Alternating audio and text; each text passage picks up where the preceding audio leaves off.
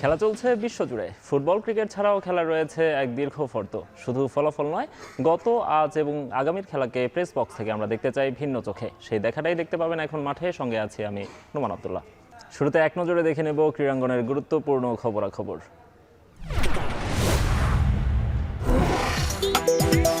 একের পর এক আর্থিক অস্বচ্ছতার অভিযোগ বিসিবির বিরুদ্ধে। লাফিয়ে লাফিয়ে বাড়ছে ব্যয়। 2 বছরে ব্যয় বেড়েছে 130 কোটি টাকারও বেশি। দরপত্র ছাড়াই কোটি টাকার বাজেট উপস্থাপন।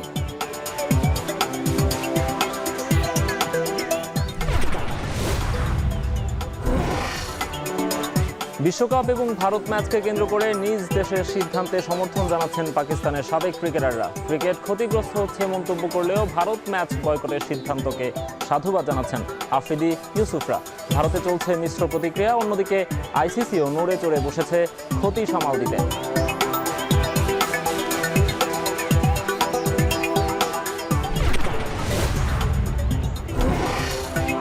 এবং অনূর্ধ্ব-20 সাফ চ্যাম্পিয়নশিপকে সামনে রেখে প্রাথমিক ক্যাম্পে যোগ দিচ্ছেন 7 জন বাংলাদেশি বংশোদ্ভূত ফুটবলার।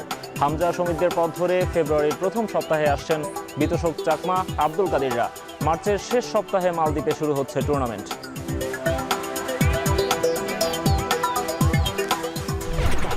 দর্শক, এতক্ষণ দেখছিলাম ক্রীড়াঙ্গনের আজকের দিনের গুরুত্বপূর্ণ খবরাখবর। আমরা বাংলাদেশের ক্রিকেট নিয়ে আলাপ করতে চাই, দেশের ক্রিকেট বোর্ড নিয়ে আলাপ করতে চাই, কি কি কার্যকলাপ সেখানে চলছে সেসব নিয়ে আলাপ করতে চাই। আমাদের সঙ্গে আজকে একজন স্পেশাল গেস্ট আছেন, বাংলাদেশ ক্রিকেট বোর্ডের পরিচালক এবং ফাইন্যান্স কমিটির চেয়ারম্যান এম নাজমুল ইসলাম। নাজমুল ভাই, আপনাকে স্বাগত জানাচ্ছি। নাজমুল ভাই, আমি কালকে আপনি যখন আমাদের এখানে কনফার্ম করলেন, আমি তার আগে একটু কল লিস্টটা চেক করছিলাম। জানুয়ারির 4 তারিখে আপনার সঙ্গে আমার কথা হয়েছিল, অনেকক্ষণ কথা হয়েছিল ওভার ফোনে। এবং আমি তখন আপনি আমাকে বলছিলেন যে আমি তো একটু নীরবে নিভৃতে কাজ করতে চাই, আমি গণমাধ্যম এড়িয়ে চলতে চাই, এই টাইপের একটা কথা বলেছিলেন। এরপর আপনার স্টেটাস, তারপর গণমাধ্যমের মুখোমুখি আপনি হলেন, নানা রকম আলোচনা সমালোচনা হলো। বিপিএল এর ফাইনালে আমি যখন আপনাকে মাঠে দেখি যে শত শত মানুষ এসে আপনার সঙ্গে ছবি তুলছিল, এই যে একেবারে আউট অফ নো হোয়ার আপনি ফেমাস হয়ে গেলেন আর কি। সো এই জার্নিটা কেমন ছিল আসলে? আউট অফ ফেমাস, আমি out of know where famous হয়ে গেলাম কথাটা, মানে আপনি তো অ্যাজ এ পরিচালক একটু আড়ালেই ছিলেন। আপনি বলছিলেন যে আপনি পেছন থেকেই কাজ করতে চান। সো মিডিয়াতেও সেভাবে আপনি আসেননি এবং মানুষও মনে হয় আপনাকে সেভাবে দেখেনি ক্যামেরার সামনে। ঠিকই বলেছেন। আমি আসলে ব্যাকগ্রাউন্ডে কাজ করাটাই পছন্দ করি। আমি বিগত 20-25 বছর আমি ব্যাকগ্রাউন্ডেই কাজ করেছি, ওই জন্য অনেকেই আমাকে চেনেন না। তো যারা চেনেন, খুব অল্প সংখ্যক মানুষ আমাকে চেনেন। তো যারা চেনেন তারা মোটামুটি আমাকে জানেন, আর যারা চেনেন না তারা তো চেনেনই না। আমার পরিচয় তাদের কাছে অন্ধকারের মতোই একটা। তো বিপিএল এর ফাইনাল খেলার দিনের কথা যেটা বলেছেন, সেটা আমি নিজেও একটু অভিভূত হয়েছি যে এত মানুষ আমাকে এভাবে ওয়েলকাম করলো মাঠের মধ্যে, যেটা আমি নিজেও ব্যক্তিগতভাবে এক্সপেক্ট করিনি। তো খুব ভালো লেগেছে, খুব ভালো লেগেছে। পজিটিভের পাশাপাশি তো নেগেটিভ ইম্প্যাক্টও থাকে। সবার কাছে আপনি হিরো এমন না, কারো কারো কাছে আপনি খলনায়কও, আর অনেক ধরনের নেগেটিভ কমেন্টও এসেছে। আপনিও নিশ্চয়ই সেসব প্রতিক্রিয়াগুলো দেখেছেন। দেখেছি। ভালো মন্দ দুটার সমন্বয়ে আসলে একটা মানুষের কার্যক্রম বলেন বা যা কিছু বলেন সেটা পরিচালিত হয়।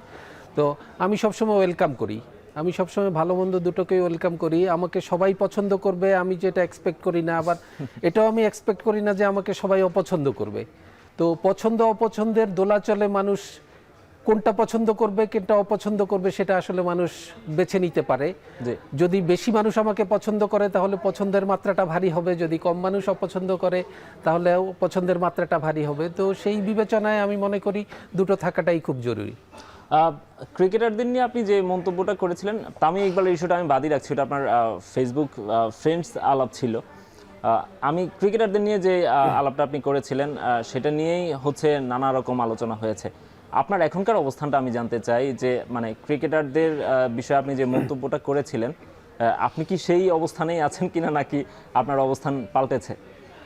অবস্থান পাল্টানো না পাল্টানোটা আসলে বিষয় না, বিষয়টা হচ্ছে যে ওই দিন আমি যেই পরিস্থিতিতে আমি কথাটা এসেছে, সেই পরিস্থিতিটা আমার মনে হয়, এখনও আমি মনে করছি যে ওই পরিস্থিতির আসলে উপযুক্ত পরিস্থিতি ছিল না, সেই পরিস্থিতির সামহাও জন্ম দেওয়া হয়েছে এবং হয়তো ইন্টেনশনালি সেটা তৈরি করা হয়েছে।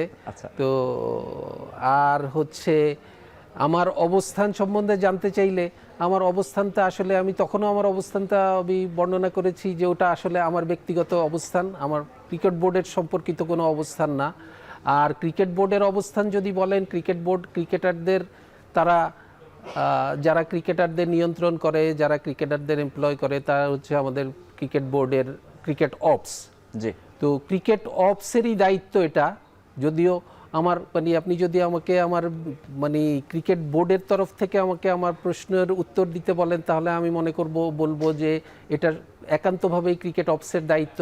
তারা কি করবেন না করবেন সেটা, আর আমার ব্যক্তিগতটা সেদিন আমি বলেছি, সেটা আমি পুনরাবৃত্তি করতে চাচ্ছি না, এবং সেটা আমার ব্যক্তিগত কৈফিয়তও দিয়েছি। আপনি বলছিলেন যে ইন্টেনশনালি করা হয়েছে। ইন্টেনশনালি, হ্যাঁ। কারা এই ধরনের কাজটা করতে পারে এগুলো?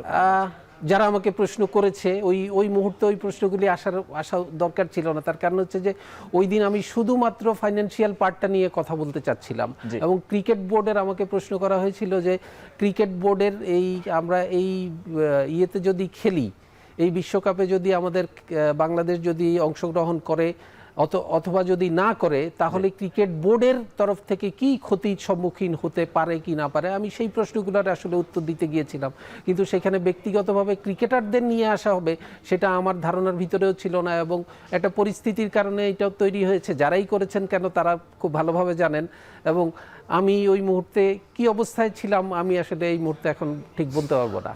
আচ্ছা, এরপর ক্রিকেটারদের সঙ্গে আপনার কথা হয়েছে কিনা, বা হচ্ছে কোয়াব আন্দোলন শুরু আমার সাথে কারো কথা হয়নি। ব্যক্তি পর্যায়ে কোয়াবের সঙ্গে কথা হয়েছে? আমার সাথে কারো কথা হয়নি। আচ্ছা, আপনি মনে হয় এই পুরো ইস্যুগুলোতে বিসিবি কে খুব কাছে পেয়েছেন, মানে বিসিবি কে পেয়েছেন, তারা আপনাকে খুব সাপোর্ট দিয়েছে, এবং আপনি নিশ্চয়ই আবারও স্বপদে ফিরেছেন। সো বিসিবি আপনাকে কি ধরনের সমর্থন ওই সময়গুলোতে দিয়েছে? বিসিবি আমাকে সমর্থন দিয়েছে, বিসিবি আমাকে তাদের একজন কলিগ হিসেবে সমর্থন দিয়েছে। আর বিসিবির ওই যে বললাম না যে বিসিবি কি করবে না করবে, সেটা আমি ওই দিনের একটা কথা আমি বলেছি, I am part of 25 only, I am not 25। তো অতএব আমি একজনের কথা আর 25 জনের কথা কখনো এক হতে পারে না। 25 জন তারা যেই সিদ্ধান্ত নেবে সেটাই হচ্ছে বিসিবির সিদ্ধান্ত, আর আমি একা যদি কোনো কিছু বলে থাকি তাহলে সেটা হচ্ছে আমার ব্যক্তিগত কথা। আমি যতক্ষণ পর্যন্ত বিসিবিকে রিপ্রেজেন্ট করে কোনো কথা না বলবি, আমি যদি বলি যে অন বিহাফ অফ বিসিবি আমি এটা বলছি, তখনই সেটা বিসিবির কথা হবে। আর আমি যদি বলি যে আমি বলছি, তখন সেটা আসলে বিসিবির কথা হবে না, ওটা আমার ব্যক্তিগত মতামত হবে। তো সেই ক্ষেত্রে বিসিবি যেহেতু বিসিবির কথা বলিনি, আমি যেহেতু আমার ব্যক্তিগত মতামত দিয়েছি, এবং বিসিবি আমাকে তাদের মতো করে আমাকে বিসিবি ওটা ইন্টারপ্রেট করেছে, এবং যেটুকু সহযোগিতা আমাকে করা দরকার সবটুকু সহযোগিতা বিসিবি আমাকে করেছে। ওকে, আপনি বলছিলেন যে ফাইন্যান্স কমিটির, আপনি যেহেতু আবারও ফাইন্যান্স কমিটিতে ফিরেছেন, আমরা বিসিবির আর্থিক বিষয়গুলো নিয়ে আরো অনেক আলাপ করব। একটু জানতে চাই যে আপনি সেদিন যেটি বলতে গিয়েছিলেন মূলত, যে এই বিশ্বকাপটাতে না খেললে বাংলাদেশের আসলে কি ধরনের ক্ষতি হতে পারে, সেখান থেকে এখন কি আপনাদের কাছে ক্লিয়ার কিনা যে বাংলাদেশ আসলে কি ধরনের ক্ষতির মুখে পড়তে পারে? বাংলাদেশ কি ধরনের ক্ষতির মুখে পড়তে পারে এটা যেমন বিভিন্নভাবে আমি পত্রপত্রিকায় বা আপনাদের মিডিয়াতে আমি শুনতে পাচ্ছি, দেখতে পাচ্ছি যে অনেক টাকার অঙ্কের ক্ষতি হবে, অনেক কিছু হবে। আমি আগে যেটা বলেছি, আমার আসলে এখনও আমার ব্যক্তিগত তথ্যের যে ভাণ্ডার, এই তথ্য ভাণ্ডার থেকে আমার এখনও বিষয়টা ওরকমই আছে যে অন্তত আগামী 27 সাল পর্যন্ত বিসিবির সাথে, বিসিবি না, আইসিসি যে স্ট্রিমটা, রেভিনিউ স্ট্রিমটা সেট করে রেখেছে, এই স্ট্রিমটা অপরিবর্তিত থাকবে। জি। এবং পরবর্তীতে, এবং এই স্ট্রিমটা সাধারণত কিভাবে করা হয়, এই স্ট্রিমটা সাধারণত করা হয় হচ্ছে, এই যে স্ট্রিমটা তৈরি করা হয়েছে 23 থেকে 27, এর আগের 4 বছর 5 বছর পর্যন্ত তাদের ইনকাম কি, এক্সপেন্ডিচার কি, রেভিনিউ কি, তাদের ইনকাম ওভার এক্সপেন্ডিচার কতটুকু, যেটা মেম্বার কান্ট্রির ভিতরে শেয়ার করা হবে, সেই শেয়ারিং পার্টটাকে নিয়ে তারা একটা মেম্বার কান্ট্রির জন্য তারা একটা রেভিনিউ স্ট্রিম সেট করে দেয়। যেই সেট করাটা, এটা হচ্ছে একটা নির্দিষ্ট সময়ের জন্য নির্দিষ্ট পরিমাণ অর্থ এটা আইসিসি সেট করে দিয়েছে। অতএব আমার বিবেচনায় এখন পর্যন্ত 2027 সাল পর্যন্ত আমরা যা পেতাম আইসিসির কাছ থেকে, এতে কোনো পরিবর্তন আসবে না। তবে যেহেতু অনেক নাটকীয়তা হয়েছে এই কিছু সময়ের ভিতরে, এই ওয়ার্ল্ড কাপ নিয়ে রিসেন্টলি পাকিস্তান তাদের একটা মতামত দিয়েছে, এটা নিয়ে অনেক কথাবার্তা হচ্ছে। তো এগুলোর কারণে ফিউচার এফটিপি ওইগুলো ফিউচার এফটিপির উপরে তো আপনার বড় বড় দেশগুলো যারা মডেল কান্ট্রি বলবো বা যাই বলবো, জি। তাদের তাদের খেলাগুলোর উপরে মিডিয়া এবং স্পন্সরদের অনেক বড় একটা আকর্ষণ থাকে। ওই খেলাগুলোর উপরে অনেক বড় বড় স্পন্সরশিপ রেভিনিউ আসে। তো ওই খেলাগুলো যদি কোনো কারণে ক্ষতিগ্রস্ত হয়, সেই ক্ষেত্রে হয়তো আইসিসির ইনকাম ক্ষতিগ্রস্ত হতে পারে, এবং সেই ইনকামের কারণে পরবর্তীতে 27 পরবর্তী যে ইয়েটা সেটাও হয়তো পরিবর্তন হতে পারে। কারণ তারপরেও আমরা এখন, আমি এত প্যাসিমিস্টিক ওয়েতে আমি বলতে চাচ্ছি না, তার কারণ হচ্ছে যে এই 26-27 এখন পর্যন্ত 2 বছর অনেক সময়। জি। এই সময়টা আমরা অপেক্ষা করি, দেখি এই কি সময়ের মধ্যে পরিবর্তন নিশ্চয়ই হয়। অনেক পাল্টাবে। কিছুই পরিবর্তন হবে, আমি ভালোটা আশা করতে চাচ্ছি। অবশ্যই নাজমুল, আমরা একটু বিসিবি নিয়ে একটু কথা বলতে চাই। জি। আইসিসি থেকে আমরা কি হারাচ্ছি বা কি, সেটা তো হয়েই গেছে অলরেডি। বিসিবিতে আপনি যেহেতু ফাইন্যান্স কমিটিতে আছেন, টাকার খেলা, আর যেখানে টাকা আছে সেখানে 9-6 হয় অনেক, এবং আপনি সম্ভবত এগুলো নিয়ে কথা বলে কিছুটা বিপদেই পড়েছেন, আমরা দেখেছি না? বিতর্কিত হয়েছি কোথাও কোথাও। ক্রিকেটাররা কেন ডাব খায়, কেন এত টাকার গাড়ি চালানো হয়, কেন এটা হয়, কেন ওটা হয়, নানা ধরনের কথা হয়েছে। বিসিবিতে আপনি এই যে স্বচ্ছতার কথা বলছেন, বা হচ্ছে আপনি এই যে কাটছাট করতে চাইছেন বাজেটগুলোতে, সেটি কি আসলে যথাযথ প্রক্রিয়া হচ্ছে কিনা? বিসিবি কি এটাকে কি বলে, কৃচ্ছতা সাধন করছে কিনা, বা করা যায় কিনা, বা অপচয় রোধ করা যায় কিনা, বা আপনারা করার চেষ্টা করছেন কিনা? আমি আসলে কৃচ্ছতা সাধন বলবো না, আমি বলবো নিয়মের ভিতরে আসা। জি। অনিয়মের একটা মহোৎসব চলছিল, আমি চাচ্ছি যে অনিয়মের মহোৎসব যাতে বন্ধ হয়, সবাই যাতে নিয়মের ভিতরে আসে। আমি যেদিন প্রথম দিন বোর্ডে গিয়েছি, আমার অফিসে গিয়েছি, ফাইন্যান্সের অফিসে, আমি প্রথম দিনই একটা কথা বলেছি যে নিয়ম এবং অনিয়মের মাঝখানের যে দেয়ালটা, এই দেয়ালটা আমি দিতে চাই। এই দেয়াল আমি এসে এখানে যেটা দেখলাম, বা এর ভিতর থেকে আমি যতটুকু সংবাদ সংগ্রহ করতে পারলাম, সেটা হচ্ছে যে এখন মাঝখানে নিয়ম এবং অনিয়মটা মিশে একাকার হয়ে আছে। আচ্ছা। নিয়ম এবং অনিয়ম দুটোই, অনিয়মকেই নিয়মে পরিবর্তন করা হয়েছে বা নিয়মকে অনিয়মে পরিবর্তন করা হয়েছে। আমি এই দুইটার মাঝখানে একটা বাউন্ডারি দিতে চাই। জি। আমার প্রথম কথা ছিল এটা, এবং আমি তাদেরকে বলেছি যে এই সমস্ত আপনারা যা যা করছেন, আমি নিজে কোনোটা বলিনি যে এটা হবে এটা হবে না। আমি তাদেরকে বলেছি এটা কি বিসিবির নিয়মের ভিতরে পড়ে, যদি বলে পড়ে তাহলে এটাতে টিক চিহ্ন দেন। আরেকটা জিনিস ধরে বলেছি, এটা কি বিসিবির নিয়মের ভিতরে পড়ে, যদি বলে পড়ে টিক চিহ্ন দেন, কোনোটা যদি পড়ে না ক্রস দেন। এই টিক আর ক্রস করে করে তাদের মাধ্যমেই আমি তাদেরকে দিয়ে আমি করেছি। তাহলে যেগুলো ক্রস, সেগুলো হচ্ছে অনিয়ম, অনিয়মগুলা আপনারা বন্ধ করে দেবেন। এর কি কি ভিতরে অনিয়ম পেয়েছেন এরকম আপনি? এর ভিতরে অনেক অনিয়ম পেয়েছি। কয়েকটা আমরা একটু শুনতে চাই। যেমন আপনার চলাফেরার ভিতরে ওদের অনিয়ম আছে, সময় মতো অফিসে আসে না, আচ্ছা। এটার একটা অনিয়ম আছে। আমি বলছি সময় মতো অফিসে আসতে হবে। ওকে। অফিসে এসে আপনারা আপনাদের মতো সকালের কাজ আপনারা বিকালে করতে পারবেন না, কারণ সকালের যেই কাজ সেটা সকালেই করতে হবে। আপনি যদি 10টায় অফিসের জায়গায় আপনি 12টার সময় আসেন, এসে আপনি বলেন যে আমি রাতের 8টা পর্যন্ত থাকলাম, আমি এরপরে 2 ঘন্টা অতিরিক্ত থাকলাম, তো সকালে আপনার যদি 2 ঘন্টার যেই কাজটা ছিল সেটা আপনি রাতের 10টার সময় আপনি করতে পারবেন না, রাতের 10টা পর্যন্ত থাকলেও আপনি করতে পারবেন না। অতএব সময়ের কাজ আপনাকে সময়ে করতে হবে। তারপরে হচ্ছে বিভিন্ন ধরনের ছোটোখাটো জিনিস নিয়ে ছিল, যেগুলো আপনারা শুনেছেন, ডাব কাণ্ড বলতে পারেন, আপনারা নাস্তা কাণ্ড বলতে পারেন। ডাব নাস্তা আসলে এগুলি ছোট ছোট আসলে ছোট ছোট অঙ্ক উছিলা। থেকেই পরে অনেক এগুলো বড় এগুলো হয়ে এগুলো হচ্ছে উসিলা। তারা এই সমস্ত জিনিসটাকে উপরে নিয়ে আমাকে একটু বিব্রত করতে চেয়েছে, কিন্তু আমি আসলে বিব্রত হওয়ার মতো মানুষ না। আচ্ছা, নাজমুল ভাই, আমরা আপনার সঙ্গে আরো আলোচনা করব। এই বিষয়গুলো নিয়ে অনেক কথা বলার সুযোগ আছে। ছোট্ট একটা বিরতি নিব। এখন মাঠে নিচ্ছে একটা বিরতি, ফিরছি একটু পরেই।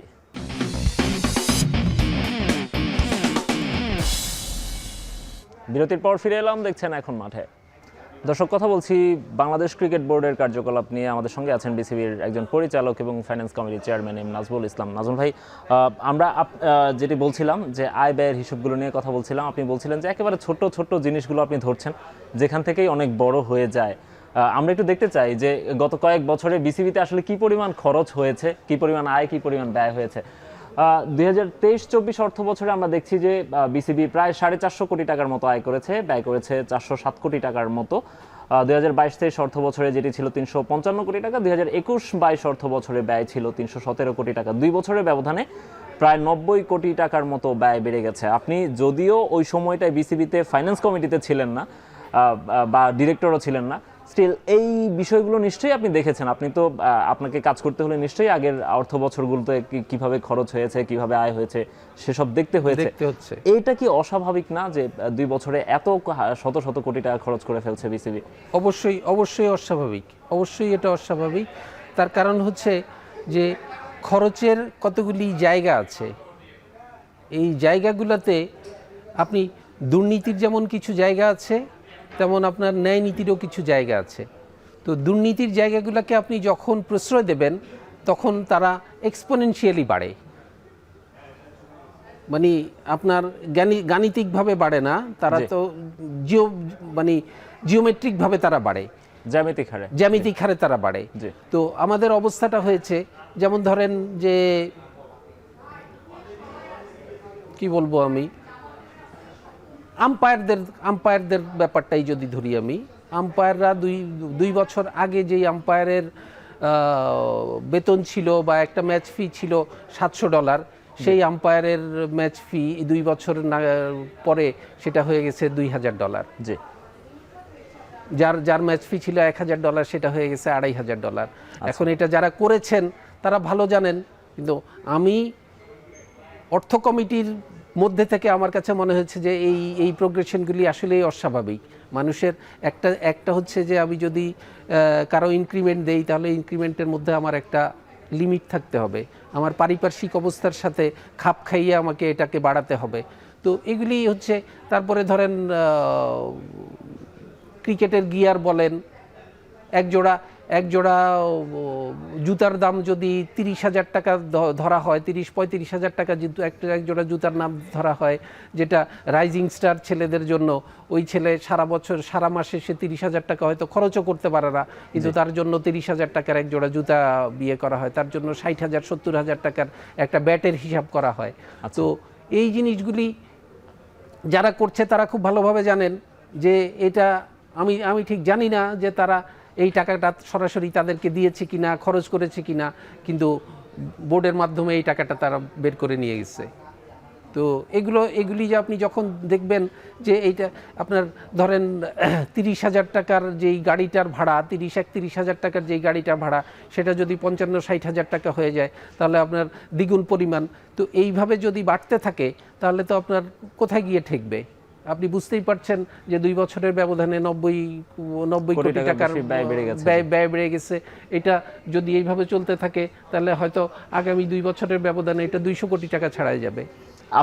আপনারা নিশ্চয়ই সেগুলো আইডেন্টিফাই করেছেন কিনা? করছি, সবগুলো করতে পেরেছি এখন পর্যন্ত বলতে পারবো না, তবে করছি, আমার চেষ্টা আছে। যদি আমি এখানে থাকি, আল্লাহ যদি আমাকে এখানে থাকার সুযোগ দেয়, তাহলে আমি যতটা সম্ভব আমি আমার পরিষ্কার পরিচ্ছন্ন করে যাব।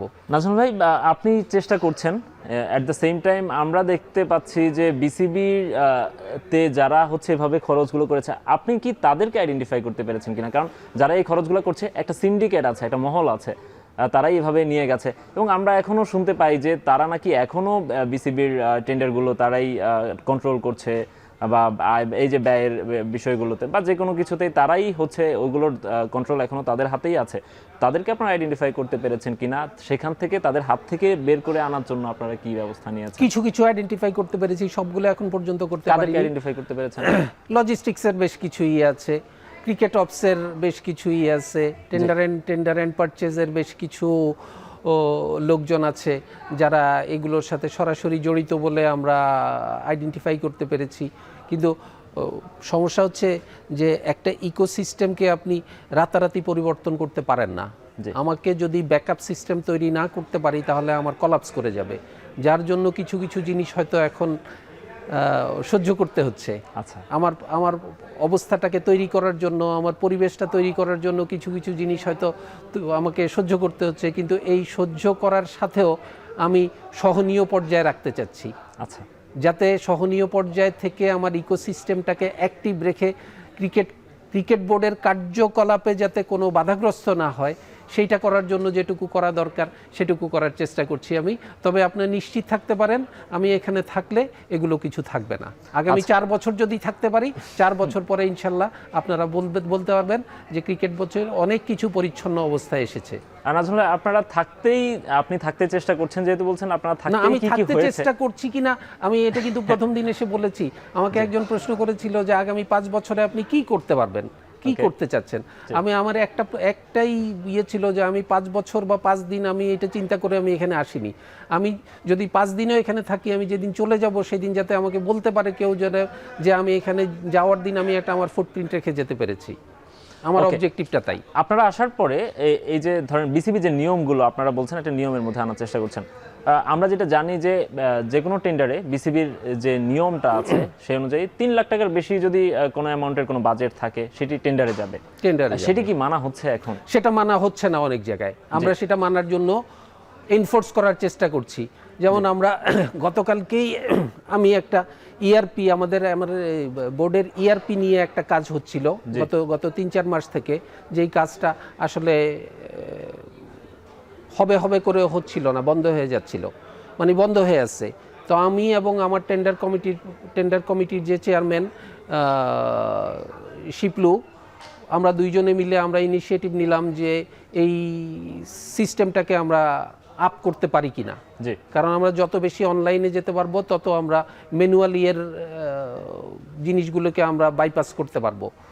তো ওটা নিয়ে মিটিং করলাম। মিটিং করতে গিয়ে দেখলাম যে অনেক কিছুই ইচ্ছাকৃতভাবে আটকে রাখা হয়েছিল। এই সিস্টেমটাকে ইমপ্লিমেন্ট করতে যত দেরি হবে তত তাদের জন্য সুবিধা। তো আমাদের এখন অবজেক্টিভ হচ্ছে আগামী 1-2 মাসের ভিতরে আমরা আগে এই সিস্টেমটাকে ইমপ্লিমেন্ট করব। এইখানে আমার টেন্ডার এবং পারচেজ সব কিছু আমার অটোমেট হয়ে যাবে। আমার হিউম্যান সিস্টেমটা অটোমেট হবে। কে কোন সময় আসলো, কে কোন সময় যাচ্ছে, কার অ্যাবসেন্টকালীন সময়ে তার জন্য পানিশমেন্টের যদি কোনো ব্যবস্থা থাকে সেটা সিস্টেম অটোমেটিক্যালি তাকে সেটা ব্যবস্থা করে দেবে। তো এই বিষয়গুলি আমরা এখন ইমপ্লিমেন্ট করার চেষ্টা করছি। আমাদের অবজেক্টিভ হচ্ছে যত দ্রুত সম্ভব আমরা এগুলি করতে পারবো, তত দ্রুত সম্ভব আমরা এইখান থেকে অন্তত একটা স্বচ্ছতার দিকে যেতে পারবো। একই সাথে আমরা যেটা চাচ্ছি সেটা হচ্ছে যে বিভিন্ন জায়গায় আমরা সিএফও নিয়োগ করার প্রসেসে আছি। আমার ডিপার্টমেন্টে একজন সিএফও নাই দীর্ঘদিন থেকে, মানে এইটা একটা সিএফও ছাড়া, এত বড় একটা অর্গানাইজেশন সিএফও ছাড়া চলছে। সেটা তার ওই অ্যাকাউন্টসের ম্যানেজার, অ্যাসিস্ট্যান্ট ম্যানেজার, এক্সিকিউটিভ এরাই সব বড় বড় সিদ্ধান্ত নিচ্ছে, এরাই সব কিছু ইয়ে করছে। তো এটা তো হতে পারে না। এত বড় একটা অর্গানাইজেশন আমরা এই সিএফওর অলমোস্ট আমরা কাছাকাছি চলে এসেছি। আমরা হয়তো আগামী মাসখানেকের ভিতরে আমরা আশা করছি আমরা সিএফওকে অনবোর্ড করতে পারবো। একই সাথে আমরা বড় বড় পজিশনগুলি আমরা আপনার পারচেজের হেড নিয়োগ করার জন্য আমরা কাজ করছি। আমরা হিউম্যান রিসোর্স ম্যানেজমেন্টের এইচআরের হেড নেওয়ার জন্য আমরা কাজ করছি, কমার্শিয়ালের হেড নেওয়ার জন্য আমরা কাজ করছি। এগুলো যদি আমাদের হয়ে যায় আমরা মনে করি যে এগুলো উপরের মাথাটা যদি আমরা ঠিক করতে পারি এবং তাদেরকে দিয়ে তারা তাদের নিচের ছাতাটাকে আস্তে আস্তে ঠিক করতে পারবে। রাইট। নাজমুল ভাই, আমরা আরো আলোচনা করব, আরেকটা বিরতি নিব। এখন মাঠে নিচ্ছি আরো একটা বিরতি, ফিরছি একটু পরেই।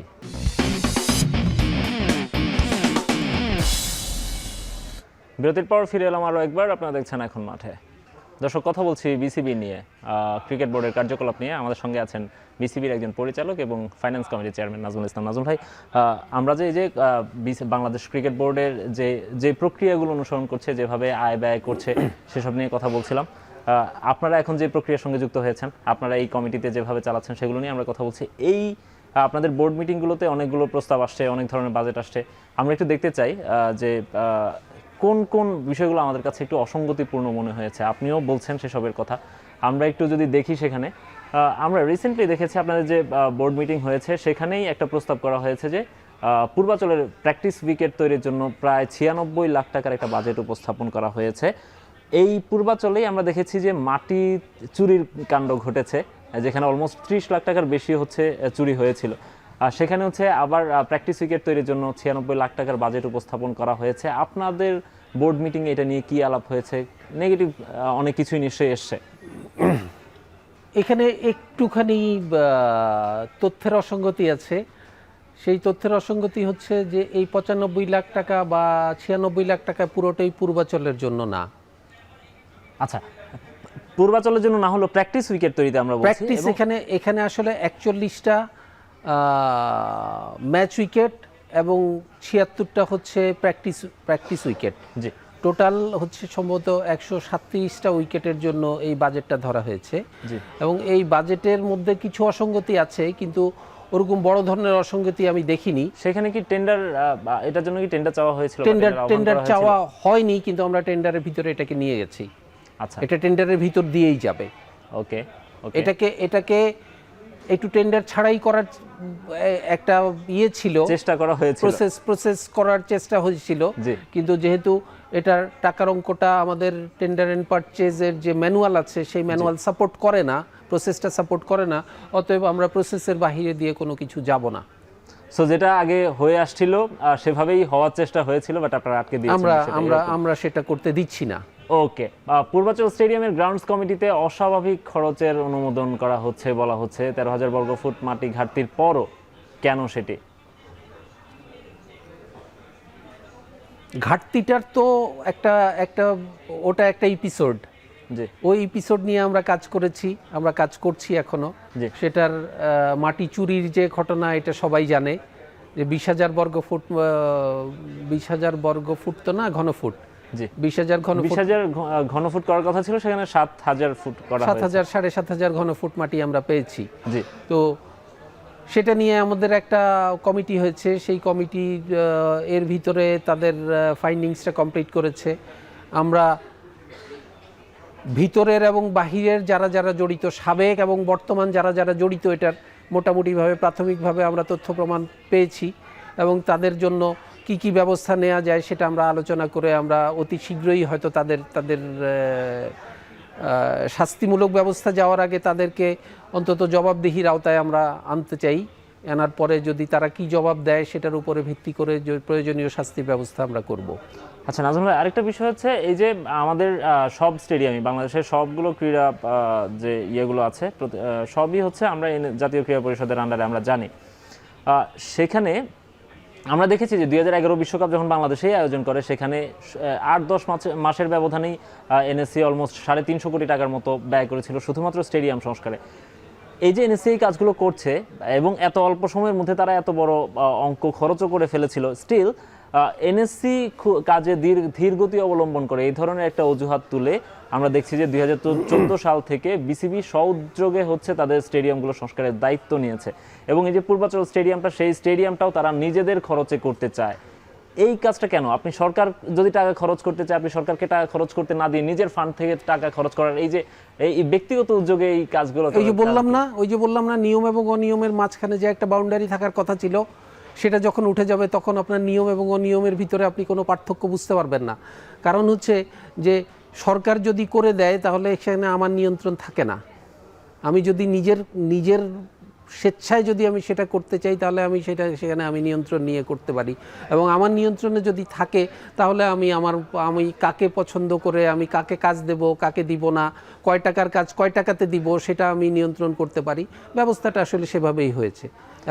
এবং আমি আসার আগেও আমাদের আগের যেই বোর্ডগুলি বিয়ে করেছে তাদের ওখানেও আমি দেখেছি, বিশেষ করে আমাদের ফ্লাড লাইটের যেই খরচটা হয়েছে, সেই ফ্লাড লাইটের খরচটা আমরা এনএসসিকে আমার মানে এটা আমার ব্যক্তিগত মতামত, আমি অতটুকু এখন পর্যন্ত মানে খুঁটিয়ে দেখতে পারিনি। তবে এনএসসিকে আমরা যথেষ্ট পরিমাণ সময় দিয়ে এনএসসির কাছে আমরা ওই ডিমান্ডটা দেইনি। আমাদের আজকে লাগবে, আমাদের হয়তো 1 মাস পরে লাগবে, 1 মাস আগে আমরা একটা রিকোয়ারমেন্ট তৈরি করেছি। সরকারের কাছ থেকে কোনো একটা ফান্ড করতে গেলে সরকারের যে নির্দিষ্ট সময় আছে আমার এটা জানা আছে, কিন্তু আমার জানা থাকা সত্ত্বেও আমি সেই সময় পার করে দিয়ে যদি আমি সরকারের কাছে চাই, তখন সরকার আমাকে, আমার ইমার্জেন্সি যদি আমাকে সার্ভ করতে হয়, সরকার আমাকে সাপোর্ট দিতে পারবে না। তো আমি সব কিছুই যখন এখানে আরেকটা জিনিস দেখেছি, এখানে একটা মহোৎসব বলবো, সেই মহোৎসবটা হচ্ছে ইমার্জেন্সির মহোৎসব। সব কিছুই জরুরি। আজকে গতকালকে যেটা লাগতো সেটা বলতে চাই যে এটা আজকেই এগার, কারণ এটা গতকালকেই লাগছিল আমার। তো এই যখন আপনি সব কিছুকে আপনি ইমার্জেন্সি বলে বলে সব সময় পরবর্তীতে সেটা সরকার থেকে না নিয়ে নিজের পকেট সরকার খরচ থেকে করে না দেয়া- নিয়ে সেটা নিজের মাধ্যমে করা হচ্ছে। শুধু এটা তো আপনি সরকারের কথা বলছেন, আমার ভিতরের জিনিসও আমার 26 তারিখে খেলা শুরু হবে, আমার 26 তারিখে লিগ শুরু হচ্ছে, ধরেন আমার 26 তারিখে আমি রিসেন্ট ঘটনাটাই বলি, 26 তারিখে আমার BPL না বিপিএল না, ডিস্ট্রিক্টের লিগগুলি শুরু হওয়ার কথা, ওকে। আমার জেলা পর্যায়ের লিগগুলি শুরু হওয়ার কথা।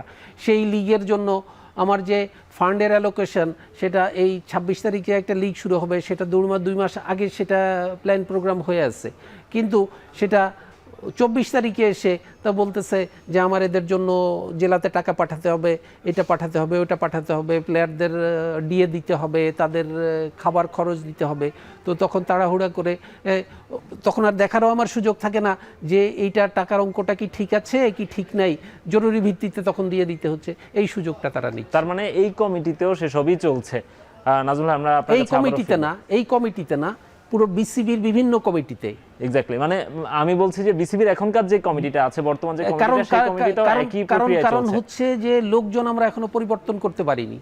আপনি যদি মানুষ পরিবর্তন করতে না পারেন, তাহলে তো আপনি ওই আগের সিস্টেমটাই চলবে। একটা সিস্টেম তো রান করে হচ্ছে মানুষ দিয়ে। আপনি হার্ডওয়্যার বদল করতে না পারলে, শুধু সফটওয়্যার বদল করলে তো আপনি হার্ডওয়্যারের লিমিটেশন আপনি দূর করতে পারবেন না। এক্স্যাক্টলি নাজমুল ভাই, আমরা আপনার কাছে আবারও ফিরবো। আরেকটা বিরতির সময় হয়ে গেছে, এখন মাঠে নিচ্ছে আরও একটা বিরতি, ফিরছি একটু পরেই।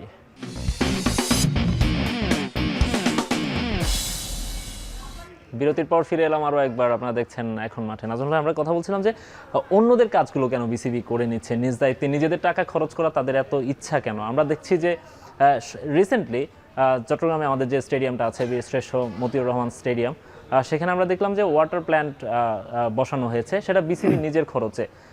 সেটা তো ওয়াসার কাজ ছিল, সেটি বিসিবি কেন করলো? ওখানে কি টেন্ডার প্রক্রিয়াটা যথাযথভাবে অনুসরণ করা না, হয়েছিল? ওখানে বসানো হয়নি।